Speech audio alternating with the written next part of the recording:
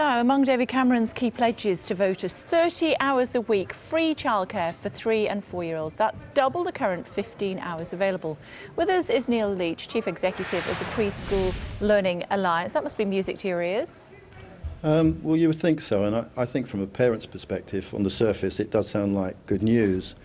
But unless it's adequately funded, frankly, this has the potential to be a disaster, because if providers who are already struggling delivering 15 hours are asked to deliver 30, then I'm sure many will think twice about whether in fact they're prepared to offer these places.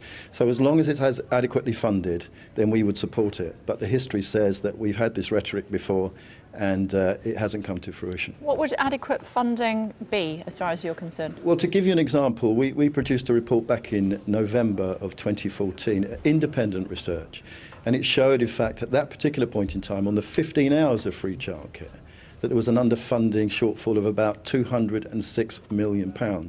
Now, when you think that this funding is about 350 million, and there's already a 200 million shortfall, it does beg the question as to how much more is going to be invested. And it's not just for this political party. As you're aware, just about every party is now offering additional hours, and yet not exactly committing to how much money will be in the system to support these hours. Labour manifesto did offer yesterday, as you were correctly illustrating there, also extra childcare, extra provision for childcare, 25 hours they were offering, but they did say that they would be providing more finance for that.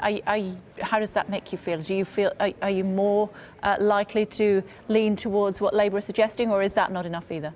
Well, again, we've had these commitments before. Just before the last election, we had senior ministers, we had Michael Gove and others saying that they were going to put more money into early years, and it just didn't happen.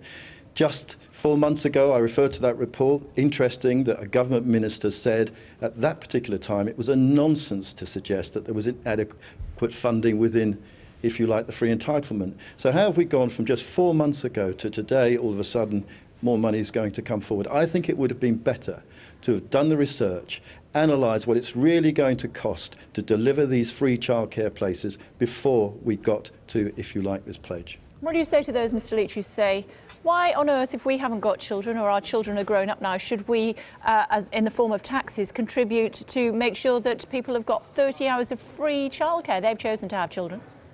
Well, I think it goes beyond, if you like, just looking after children. I think it's important that children get good quality childcare for their learning and their education. And I always find it interesting that this argument comes forward for, under fives, but we never think to, if you like, question whether we fund children in schools. And we all know that actually the early years are the most important years. So why wouldn't you want to invest at this particular point in time?